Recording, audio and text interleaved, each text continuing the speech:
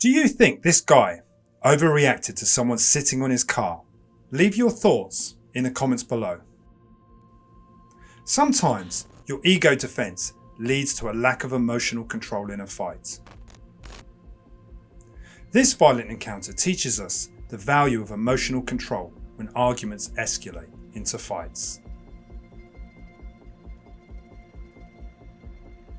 This situation escalates to violence through a range of multiple contacts and gestures towards violence. From a psychological perspective, there's a lot of aggressive posturing. And it's important to recognize these. If you can recognize these in your everyday life, you can avoid conflicts that lead to deadly force. Keep watching the video and I'll highlight what to look out for to avoid escalation to deadly force. So keep watching. What would you do if you returned to find someone leaning against your car? This guy in the white vest had his family, so he did what most of us would do. He tapped the guy, asked him to get off his car. The guy leaning on his car is on the phone, so he hesitates a little bit. In fact, he puts his hands up, makes a little gesture, but in the process of that, there's a miscommunication here. And then he tries to lead him off his car.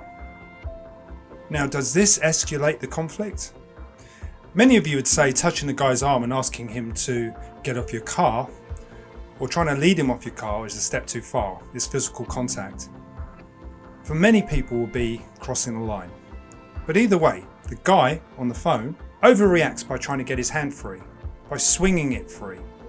To me, that's an act of ego, and it is an act of dominance as well. But instead, he puts the phone down and he goes after the attacker. He follows him around, and in one final insult, he kicks his shopping across the road. Kicking the package is an act of aggression. From a psychological and emotional perspective, there's a lot going on here. The guy escalates to a weapon because he's angry. And I've said this before.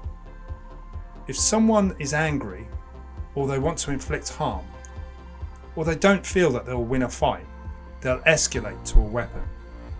Now what's critical here is, once the guy pulled the knife, you'll see that he holds it up and he shakes it first.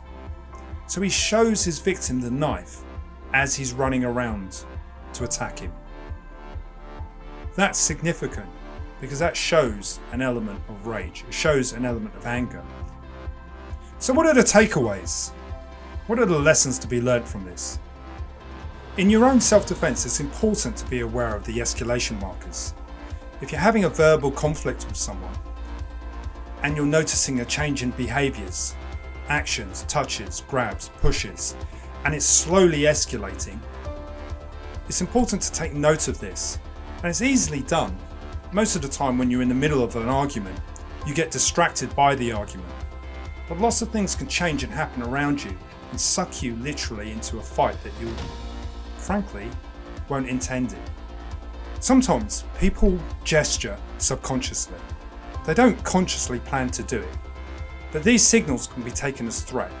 For example, the guy on the phone, when he pulls his arm free, he steps off the car, but then he lifts his hands as if to gesture to slap or strike the other guy. That clearly is a threat signal.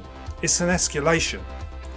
Whether he intended to do it or whether it was subconscious or not, it could be interpreted as only one way. Now, more often than not, these micro signals are body language cues that people pick up as threats, and they respond accordingly and escalate in their response. But the guy in the black takes it a stage further, pushes the other guy away, not subtly, but quite violently.